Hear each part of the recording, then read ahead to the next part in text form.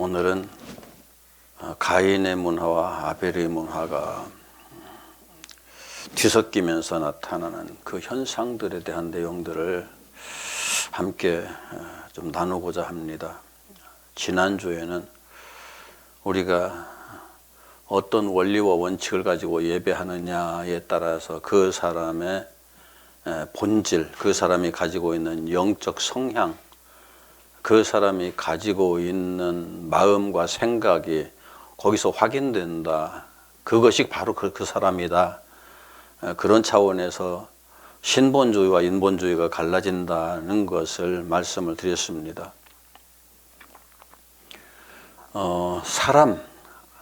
사람이란 말과 아담이라는 말이 똑같은 말이라는 것을 꼭 기억하세요. 우리말로는 사람이지만 히브리어로 표현하면 또 아담이 되니까요. 아담이 에덴 동산에서 방출된 이후의 역사는 가인과 아벨의 후예들을 중심으로 형성되는데, 가인은 인본주의 문화를 이루어 가고요. 아벨은 죽고 나서 세트가 대신 그 자리에 세워지고, 세트와 에노시로 이어지는 후예들이 중심이 되어서 그 신본주의 문화를 형성해 갑니다. 자, 두 가지 문화가 이렇게 형성되었다고 기억하시고요. 가인과 그의 후예들은 이 땅에서 경제, 정치, 학문, 예술, 공업 등등 갖가지 문화를 형성하고 발전시켜 갑니다. 왜 그런가 하면 그들에게는 하늘의 소망이 없기 때문에, 땅에서가 전부이니까 땅에서 잘 먹고 잘 살고 행복해야 되는 거예요.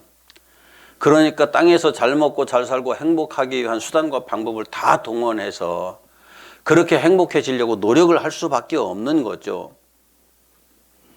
그래서 그들이 이 땅의 문화를 발전시키고, 문화를 생산하고 발전시키고, 세상을 살기 좋은 세상으로 만들기 위해서 최선을 다합니다.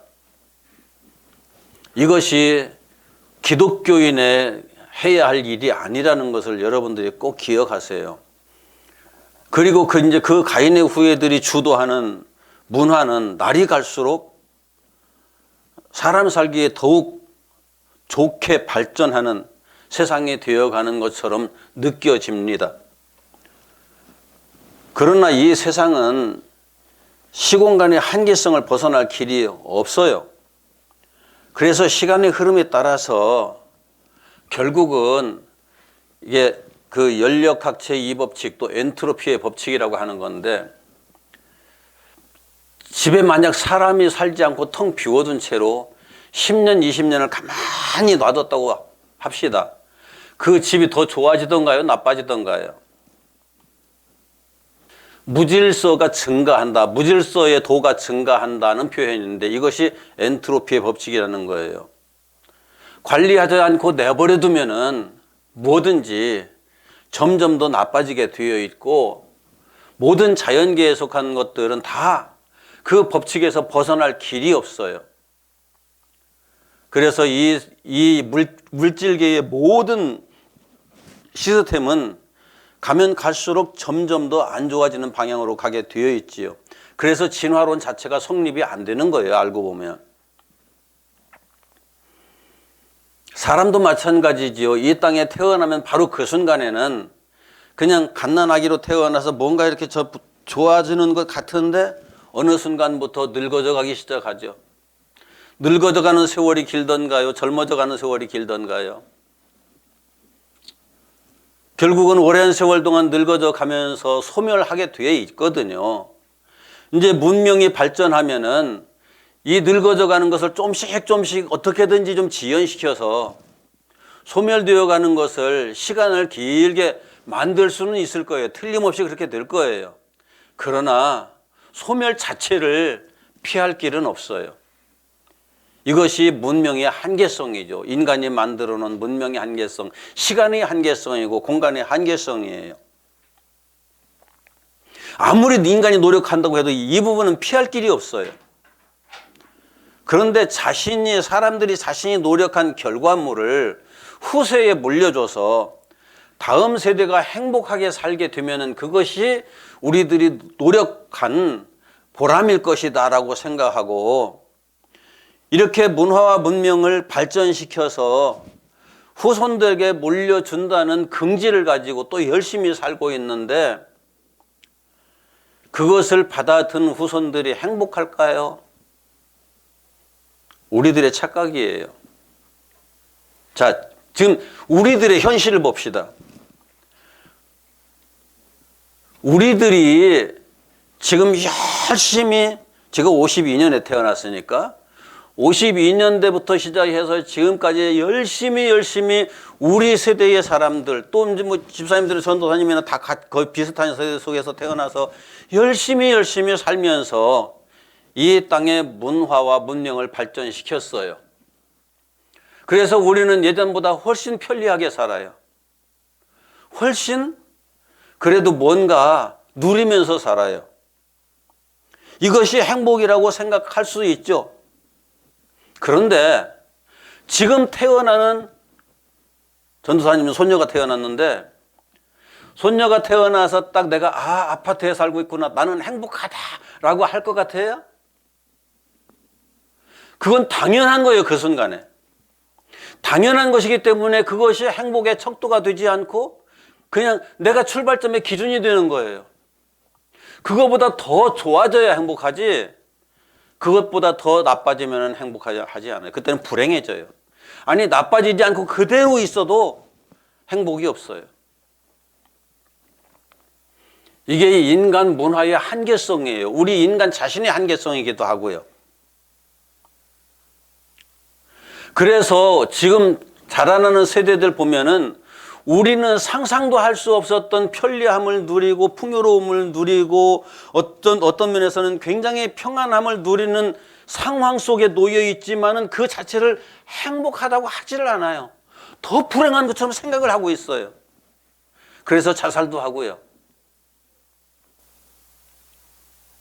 이것이 지금 우리가 살고 있는 이것이 우리 자손들이 우리 자녀들이 우리 그 손자 손녀들이 진짜 행복하다는 것을 느끼게 하려고 하면은 10대 후반에 20대 초반쯤 해가지고 저 아프리카 같은데 동남아 같은데 진짜 살기 힘든 곳에 보내서 한 2, 3년 살게 만들어 봐야 돼요. 거기에서 사람이 산다는 것이 얼마나 고통스럽고 힘든 것인지 경제적인 열악함, 환경의 열악함, 모든 조건들이 어떤 극도로 열악한 그 상황 속에서 살아본 후에 여기 와 보면은 천국이었다라는 생각을 하죠. 어제 누군가 나한테 그러더라고요. 어쨌든 그저께든가. 우리나라가 전 세계에서 10번째 가는 행복한 나라라고요? 나는 전혀 못 느끼겠는데? 그런데 외국에 나갔다 들어오면 봐요. 그냥 놀러 가는 거 말고 외국에 가서 한번 살아보면은 우리나라가 얼마나 행복한 나라인지를 알아요. 그런데 우리의 욕망이 지금 우리가 누리는 행복을 행복으로 느끼지 못하게 만드는 거예요.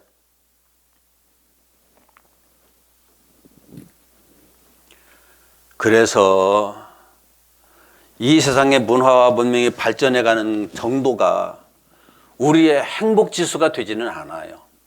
절대. 결코 그래요.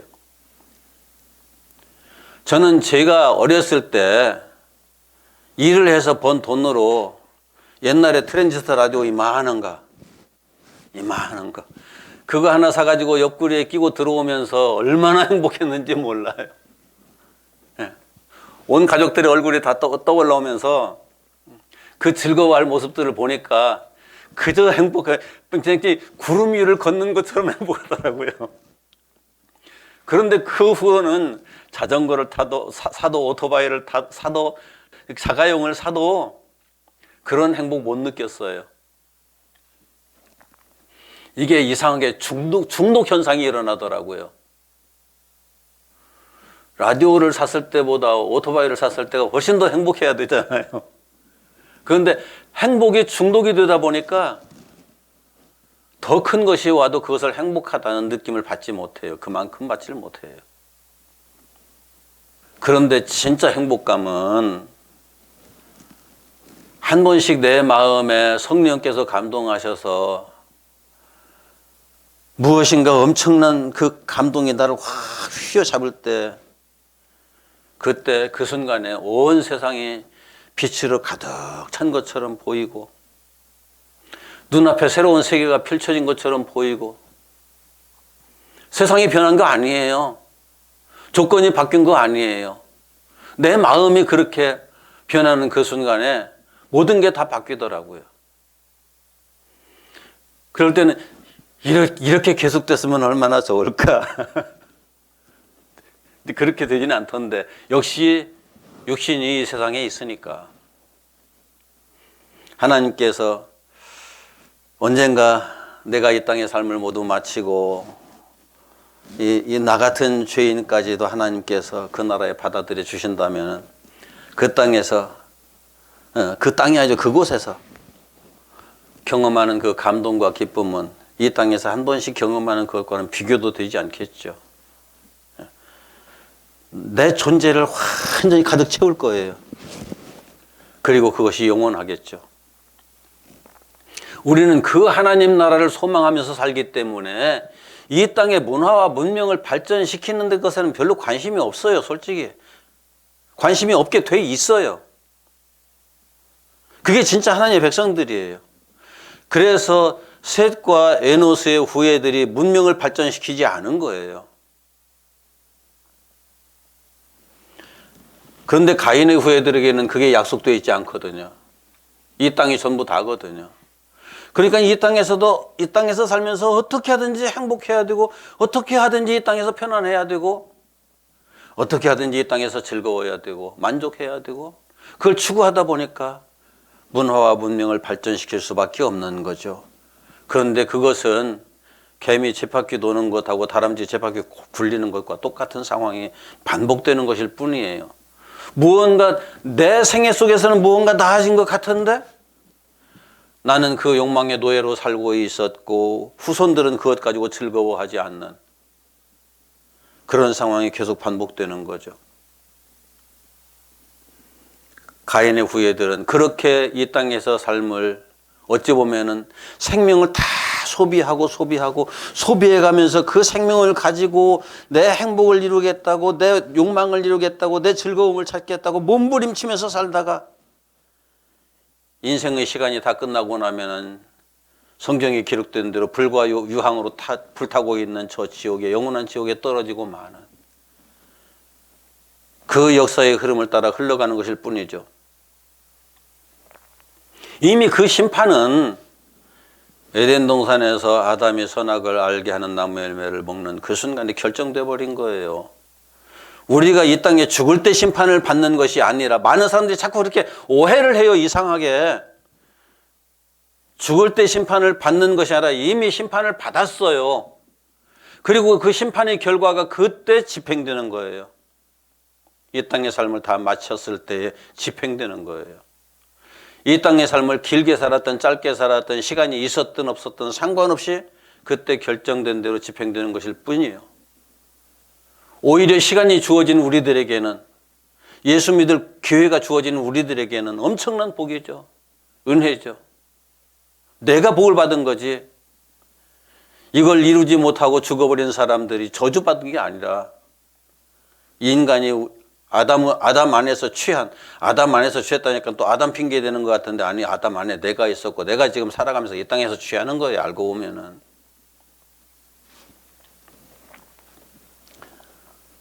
나라는 존재가 형성되는 그 순간부터 그렇게 돼버린 거예요.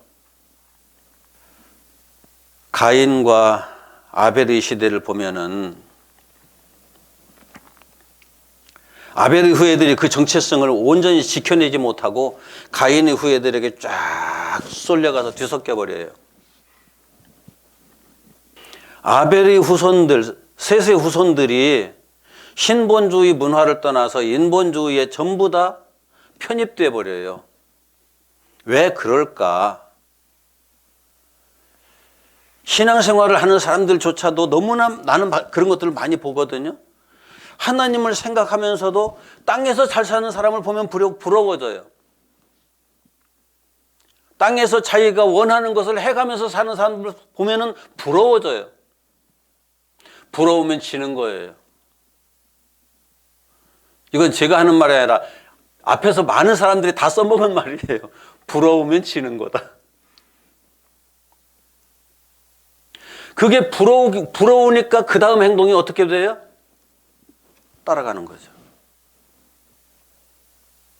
내가 가지고 있는 것이 그것보다 더 위대하고 더 값지고 가장 이상적인 것이라는 것을 알고 있는 사람, 믿는 사람은 그게 부럽지 않죠. 그러나 내가 가지고 있는 것이 무언가 이게 불완전한 것 같고 언제 이루어질지도 모르겠고 이게 확신도 없고 그런 상황이 되면은 끌려가게 되어 있어요. 당연해요, 이건. 그런데 문화가 사라지면 정체성도 사라져요. 그래서 그 인류의 역사를 이렇게 쭉 훑어보면은 예전에는 두 개의 문화가 충돌했잖아요. 충돌하면 전쟁이 일어나죠. 전쟁이 일어나서 승패가 결정되면은 승자는 패자의 문화를 싹 말살시켜요. 심지어 그 중동 지역의 문화를 보면은 승자가 그 패자의 도시를 묻어버려요, 그냥. 옛날에 그 몽골군이 또 그랬었거든요. 저 서유럽 쪽으로 막 진출해 가면서 패배하면은 도시를 깡그리 다 파괴해버리고 새로운 흙으로 갖다 도시를 묻어버려요. 그 문화 자체를 남겨두지를 않아요. 왜? 문화를 남겨두면 다시 일어나거든요. 그러니까 다시 일어나지 못하게 하기 위해서. 이게 인류의 역사예요. 그런데 이제 그 문화 수준이 어느 정도 이상 향상되면은 전쟁으로 해서 이기는 것이 아니라 문화를 슬금슬금 집어넣어요. 상대방에게다가. 상대방에게 문화를 슬금슬금 집어넣으면은 그 문화를 맛본 사람은 그 문화에서 벗어나지를 못해요. 문화에 예속돼요. 정치적으로, 군사적으로 예속되는 것보다 문화에 예속되면 싸우지 않고 지배하는 거예요. 경제적으로. 미국이 전 세계 경제를 지배하는 과정이 그랬어요. 유럽의 프랑스나 독일이나 이런 나라들, 스페인이나 이런 나라들 전쟁해가면서 세계를 지배했잖아요. 지금 미국이 필요할 때마다 가끔 전쟁을 하지 전 세계를 향해서 강제로 우리 물건 사라고 하질 않아요. 강제로 우리의 문화를 받아들이라고 하지 않아요. 그래도 미국을 한 번 본 사람, 미국의 그 문화를 맛본 사람들은 그냥 받아들여요. 수용을 해요. 그러면서 문화에 예속되면서 경제도 거기에 예속되고 정치도 예속되고 모든 게 예속되죠. 요즘은 그렇게 진행되어 가고 있어요. 그러니까 인간이란 존재는 우리보다 뛰어나게 쟤네들이 잘 사네 하면은 무조건 부러워지게 돼 있고 부러워지면 지는 거예요. 끌려가게 돼 있어요. 이게 가인의 문화의 특징이었어요. 셋은 그 세세 후예들은 진정한 세세 후예들은 그런 것들의 영향을 받지 않았지만은 세세 후예로 태어났으나 하나님 나라에 대한 믿음이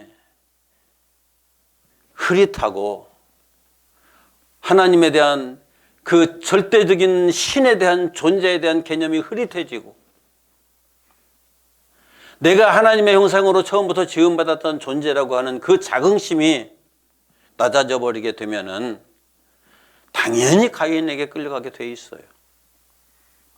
이것이 이 세상 문화의 전반적인 흐름이고 지금 현재 우리가 보고 있는 모습이죠. 문화를 지배하는 자가 경제와 정치와 이 땅의 부와 명예와 권력을 휘어잡게 되어 있어요. 국가 간에도 그렇지만 지금 우리나라만 보세요. 우리나라의 문화를 휘어잡은 사람들이 경제, 정치 다 휘어잡고 있잖아요. 이걸 이해를 못하니까 그냥 마냥 끌려가는 거예요. 하나님의 사람이라고 말은 하면서도. 그래서 이 땅에 가인의 문화가 넘치는 거예요. 눈 닿는 데가 거의 대부분 다 가인의 문화예요. 그리고 그 문화에 자기가 지배를 받고 있으면서도 지배를 받고 있다는 사실도 몰라요. 왜? 내가 좋아서 가니까. 얼마나 안타까운 현실이 지금 벌어지고 있는지 사람들이 이해를 못해요. 그러면서도 예수 이름 부르고 있으니까, 하나님 이름 부르고 있으니까 나는 하나님의 사람이라고 생각하는데 착각하지 마세요. 착각이에요, 그건. 그런 상황에서 하나님에 대한 인식이 분명히 하나님을 모르는 게 아니에요. 우리가 자꾸 착각을 하는데 가인 시대의 사람들이 하나님을 전혀 모르는 사람들일 것이다라고 착각을 하죠. 아니에요. 라멕이 아내들에게 이르는 창세기 4장 23절 24절 한번 읽어봐요. 창세기 4장 23절 24절. 창세기 4장 23절 24절. 23절에 라멕이 아내들에게 이르되 아다와 실라여 내 목소리를 들으라. 라멕의 아내들이여 내 말을 들으라. 나의 상처로 말미암아 내가 사람을 죽였고 나의 상함으로 말미암아 소년을 죽였도다. 가인을 위하여는 벌이 7배일진데 라멕을 위하여는 벌이 77배이리로다 하였더라. 이거 좀 이해를 돕기 위해서 몇 가지 확인하고 가야 될 게 있어요. 자, 라멕이 아무런 자기에게 관계도 없는 사람들을 죽였다고 말해요? 자기와 관계없는 사람 죽이지 않았어요. 자기를 좋게 하는 사람 죽이지 않았어요. 자기에게 대들지 않는 사람 죽이지 않았어요. 자기에게 상처를 입히는 사람을 죽였어요. 여러분들은 안 그러나요? 여지껏 살아오면서 안 그랬나요? 내 마음이 기분 나빠지고 내가 다른 사람에서 내가 부정당하고 내가 고통스러울 때 그 사람을 죽였어요. 라멕이 그랬다는 거예요. 이건 지배자의 당연한 권리예요. 지배자로서 당연한 권리를 행사했다는 거예요. 그럼으로써 이런 말을 할 수 있는 거예요. 가인을 위하여는 벌이 7배일지인데 가인은 안 그랬단 말이죠. 가인은 왜 죽였어요? 질투심 때문에 죽였거든요. 라멕은 질투심 때문에 죽인 것이 아니라 자기를 고통스럽게 하니까 죽였단 말이에요. 그러니까 가인은 벌이 7배지만은 나는 그 가인처럼 하지 않아. 그렇기 때문에 나를 해하는 자는 하나님께서 77배를 보상하실 거야. 라멕을 악인으로 자꾸 묘사하려고 그래요, 사람들이. 그런데 라멕은 그 인본주의적인 차원에서 보면 악한 사람이 아니에요. 정의로운 사람이에요.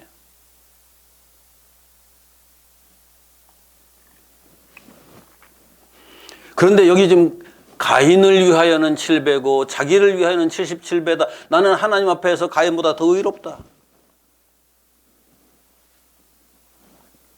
이 사람이 하나님을 모르는 사람이라고 말할 수 있을까요? 착각이에요. 이 라멕이 살고 있을 때 아담도 같이 살고 있었어요. 그런 사람이 하나님을 모른다고요? 노아의 시대 직전까지 하나님을 많은 사람들이 몰랐을 것이다. 천만에요. 하나님을 모르는 것이 아니라 하나님의 문화에서 벗어난 거예요.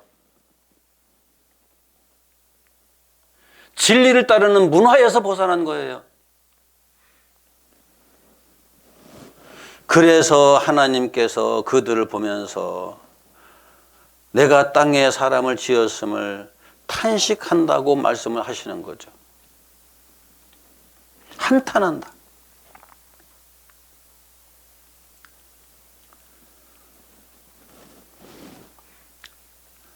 다시 확인하지만은 가인의 후손들은 자기 중심, 세상 중심, 사람 중심으로 생각을 했고, 그렇기 때문에 하나님은 항상 방편으로 바뀌어 있어요. 내 평안을 위해서 하나님의 이름을 찾고, 내 만족을 위해서 하나님의 이름을 찾고, 내 형통을 위해서 하나님의 이름을 찾지, 창조하신 하나님의 목적을 위해서 하나님의 이름을 부르는 게 아니었거든요. 그럼 이 땅에 예수 믿는 사람들 진짜 한번 그렇게 그냥 냉정하게 한번 보세요. 자기를 위해서 하나님을 찾는지, 하나님의 목적을 위해서 하나님을 찾는지. 자기를 위해서 하나님의 이름을 부르는 그 순간부터 그 사람은 우상 숭배자예요. 하나님의 창조의 목적에 딱 자기 자신이 맞춰져서 하나님의 그 목적만 이루어지이다. 그것이 진정으로 하나님을 섬기는 사람이에요. 하나님의 사람이에요. 그런데 오늘 본문에서 또 참 재미있는 내용이 또 있어요. 같이 6장 4절 같이 읽어보죠. 시작. 당시에 땅에는 네피림이 있었고 그 후에도 하나님의 아들들이 사람의 딸들에게로 들어와 자식을 낳았으니 그들은 용사라 고대의 명성이 있는 사람들이었더라. 네피림, 장부, 대장부, 영웅 그런 말이에요. 도대체 이게 무슨 말일까? 많은 사람들이 이 이야기를 해가면서 주석들을 봐도 제대로 설명된 곳이 없어요. 자, 하나님의 아들들이 사람의 딸들에게로 들어와 자식을 낳았다는 내용. 그들에게서 태어난 자식이 고대의 명성 있는 용사들이었다, 영웅들이었다. 도대체 무슨 의미일까요? 이 내용은 가인과 아벨 이후에 그 전체 역사가 어떻게 흘러가는지를 쭉 제대로 이해를 해야 보여요. 지금 제가 아벨의 후예들, 그러니까 셋과 에노시의 후예들이 가인의 후예들에게 흡수됐다고 그랬잖아요. 문화가 뒤섞이는 것을 넘어서 흡수돼 버리는 거예요, 그냥. 이게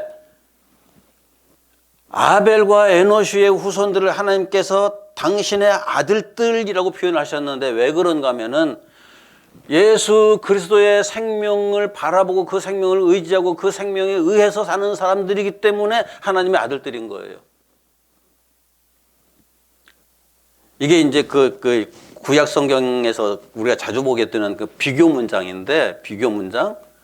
근데 사람의 딸들은 왜 거기는 하나님의 아들들이라고 이건 사람의 딸들일까? 사람의 딸들이 이 글을 읽어가면서 어떤 사람들은 아담 말고도 하나님께서 사람을 따로 창조하셨구나. 그래가지고 다른 사람들이 있었구나라고 설명하는 참 해괴망측한 해석을 하는 사람들도 들어 있어요. 여기 사람의 딸들은 사람, 히브리어로 뭐예요? 아담. 그러니까 여기 아담이라는 것은 하나님의 형상으로 지은 아담을 말하는 것이 아니라 선악을 알게 하는 나무 열매를 먹고 죽어버린 아담, 그 사람, 그 흐름이 가인으로 이어졌잖아요. 그 가인은 그냥 사람이에요. 그래서 그 가인의 후예들이 만들어 놓은 종교 시스템, 교회, 그냥 우리 말로 말하면, 요즘 말로 말하면 예배당, 교회, 예배당이 아니지 교회죠. 그냥 집단, 이것이 여자의 여자. 성경에서는 교회를 항상 여성 명사로 사용을 해요. 그러니까 인본주의 교회와 신본주의 교회가 서로 만나게 되면은 인본주의 교회로 사람들이 갈까요? 신본주의 교회로 사람들이 올까요? 인본주의는 어떤 특징을 가지고 있느냐면은 우리의 생각에 잘 맞아떨어져요.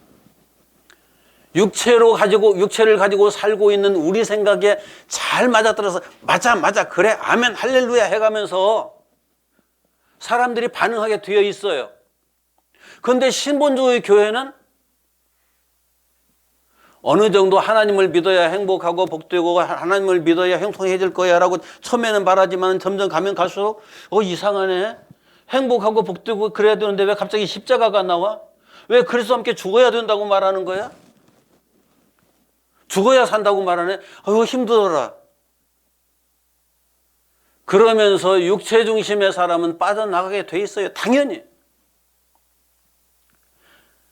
이 신본주의 교회에 들어오면은 사람들이 죽이려고 하거든요. 사람들이 죽이려고 하는 것이 아니라 하나님께서 그렇게 역사하시는 거예요. 그럼 내가 죽었습니다 하고 죽은 듯이 살면서 거기에서 그 죽음의 과정을 통해서 거듭나무 역사로 나가야 되는데 누군가 자기를 죽이려고 그러면 그냥 깜짝 놀라서 벌떡 쪄가지고 뛰쳐나가 버리거든요. 이런 일들이 적지 않게 생기는 거죠. 그런데 하나님의 아들들이라고 분명히 하나님의 아들들로 태어났지만 분명히 그 셋과 에노시의 자손으로 태어났지만 그 믿음이 그 속에 형성이 되지 않으면은 그 영적인 그 모든 것들이 그 안에 형성되지 않으면은 눈에 보이는 것을 더 따르게 되어 있고 그러다 보니까 그쪽이 멋있게 보인단 말이에요. 형통하게 보인단 말이에요. 잘 먹고 잘 사는 것처럼 보인단 말이에요. 그게 행복한 것처럼 보인단 말이에요. 거기에 가면 모든 것이 다 이루어질 것처럼 보인단 말이에요. 그러니까 그쪽으로 쫓아가는 거예요. 당연히. 그래서 문화가 처음에는 물론 가인은 먼저 확 그냥 막 형통하면서 쫙 컸기 때문에 그 세트와 에노시의 후예들은 처음부터 숫자가 적었어요. 그런데다 대고 문화가 그렇게 격차가 나니까 흡수돼 가다가 나중에 노아의 시대에는 노아의 가족밖에 안 남죠. 이 땅에 신본주의 교회가 엄청나게 부흥하리라 천만에요. 그런 역사는 없어요. 신본주의 문화와 인본주의 문화가 뒤섞이면서 나타나는 이상한 현상이 발생해요. 이상한 현상이 당연한 현상인데, 자, 가치관이 뒤섞인다. 사상이 뒤섞인다.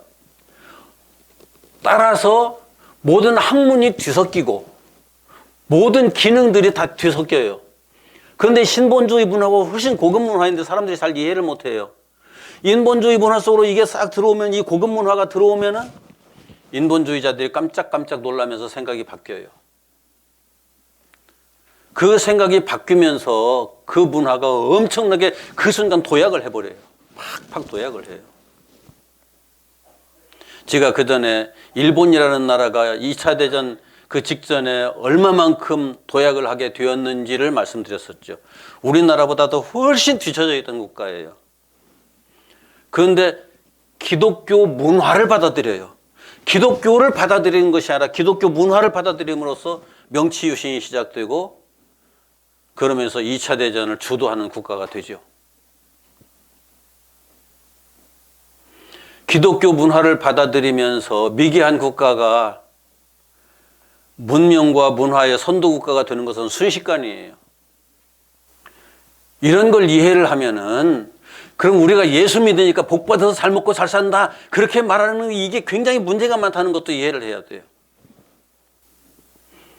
저도 멋 모를 때는 그런 얘기를 좀 했어요. 그런데 하고 보니까 아니에요. 지금 보세요. 지금 우리나라가 일제 36년 때까지만 해도 우리나라 문화와 문명이 굉장히 뒤쳐져 있었거든요. 일본 애들은 저희들이 36년 동안 우리나라를 지배했었기 때문에 그 일제 36년이 끝나고 나서 우리나라가 문화가 문명이 급속도로 발전할 수 있었다고 엉뚱한 소리를 하고 있는데 조선시대 말부터 선교사들이 들어와서 기독교 문화를 심었어요. 글씨를 읽을 줄 모르는 사람들에게 성경을 읽게 해야 되니까 열심히 글을 가르쳤어요. 전 세계에서 문맹률이 가장 낮은 나라예요, 우리나라가. 미국 사람들도 글 모르는 사람이 엄청 많아요. 미국 국민임에도 불구하고 영어를 쓸 줄 모르는 사람이 너무 많아요. 그런데 우리나라는 저 시골에 들어가서 아주 80, 90이나 된 노인네들 아닌 다음에야 한글 모르는 사람이 이제 거의 없어요. 그렇게 문명이 발전해 가면서 정신들이 깨이기 시작하니까 이 땅이 일어서기 시작했죠. 박정희 대통령이 그걸 너무나 잘 알았어요. 그래서 목사들을 다 새마을운동 지도자로, 교사로 세웠던 거죠. 기독교의 정신만이 살 길이다. 자기는 예수 믿지도 않았으면서도 그걸 확인했던 거예요. 그런데 그렇게 발전을 하면은 그것이 기독교 문화가 되느냐? 아니라고요. 이 땅 인본주의 문화에 기독교 사상을 받아들임으로, 기독교 정신을 받아들임으로써 세상의 문화가 도약하는 건데, 여기에서 네피림, 영웅들, 대단한 문화가 나오는 거예요. 대단한 문명의 발전이 이루어지는 거예요. 이 땅의 지배자들이 나타나는 거예요. 그래서 그 정신을 가지고 이걸 기독교의 어떤 공로인 것처럼 착각하지 말아요. 그건 착각이에요. 기독교가 정신을 빼앗겨버린 거예요, 세상에. 이 세계사 역사를 쭉 보면은 이 내용이 고스란히 이렇게 진행되고 있는 것을, 반복해서 진행되어 왔다는 것을 선명하게 볼 수 있는데, 인본주의자들은 그렇게 안 보죠. 우리가 잘해서 그랬다. 항상 그렇게 또 해석을 해버리죠. 그런데 결과적으로 문명이 그렇게 발전하면서 나타나는 현상은, 교회는 자꾸 쇠퇴해 가요. 교회의 진리에 속한 사람들은 점점 줄어들고, 세상의 논리, 세상의 문명, 문화, 세상의 정치, 경제, 권력에 속한 모든 이론들이 더욱더 견고해지고, 그것들이 세상을 지배하는데 더욱더 강력한 힘을 발휘하고, 이런 상황으로 가지 교회가 견고해지진 않아요. 흔히 사람들이 생각하기를 노아시대 때 홍수로 세상을 심판하실 때 당시의 사람들이 도덕적으로, 윤리적으로 정말 말도 할 수 없을 정도로 다 타락했을 것이다, 그렇게들 생각하는데 아니에요. 물론 그럴 가능성도 충분히 있을 거예요. 그러나 하나님께서 말씀하시는 사람의 죄악이라는 이 표현이, 가인이 하나님 앞에 제사를 드릴 때 굉장히 악한 사람이었나요? 그런데 가인이 하나님께서 제사를 안 받으셨다고 이게 속이 불이 나가서 씩씩거리고 있을 때, 내가 선을 행치 아니하면 악이 네 문 앞에 엎드려 있기 때문에 그 악에게 삼켜질 것이다. 너는 선을 행하지 않았다. 가인이 최선을 다해서 하나님 앞에 제물을 쌓아 드렸는데 선을 행하지 않았다고 말씀하시는 거예요. 그게 무슨 말이에요? 그때 아벨을 죽인 것도 아니에요. 아벨은 그 뒤에 죽여요. 하나님 말씀 듣고 나서 죽여요. 그게 이상하죠? 자기가 항상 앞섰던 거예요. 자기가 사람들을 만나다 보면은 항상 자기가 앞서는 사람들이 있죠. 나 해가면서. 그 목사님들도 제가 만나다 보면은 그냥 목사님들 중에도 나 하는 분들이 있어요. 목사님들 중에도 처음부터 끝까지 오직 하나님 하는 사람이 있어요. 나 하는 사람들은 항상 보면은 내가 뭐 했고 항상 이러고 있어요. 그런데 하나님 하는 사람들은 하나님께서 하셨고 그래요. 하나님께서 하신다, 내가 한다. 이게 인본주의, 신본주의 차이라고 말씀드렸잖아요. 하나님께서 호세아 선지자를 통해서 내 백성이 나를 아는 지식이 없어서 망한다고 탄식하셨지, 악해서 망한다, 도덕적으로 윤리적으로 큰 문제가 있어서 그래서 망한다. 그것은 하나님을 모르기 때문에 나타나는 현상일 뿐이에요. 하나님을 알면 그렇게 못 살아요. 살 수가 없어요. 하나님을 모르기 때문에 도덕적으로 윤리적으로 타락한 길을 걸을 수밖에 없는 거예요. 문제는 하나님을 아느냐 모르느냐의 차이예요. 하나님을 아는 사람은 방주를 지을 수 있죠. 이 세상에 살면서 하나님을 아는 사람은 예수 그리스도 안으로 들어갈 수가 있어요. 그러나 하나님을 알지 못하는 사람은 예수 안으로 못 들어가요. 절대. 예수를 자기 안에 집어넣으려고 그러지 자기를 부인하고 예수 안으로 들어가지를 못해요. 지금 이 시간에 하는 말들 굉장히 중요한 말들이에요. 꼭 기억하세요. 예수를 자기 안에 모셔드린다 표현은 좋아요. 그런데 예수를 자기 안에 집어넣고 자기가 끌고 다니면서 종로로 시키는 거예요. 이런 신자들 너무 많아요. 한국교회에. 내가 예수 안에 들어가서 난 죽었습니다. 당신께서 알아서 하십시오.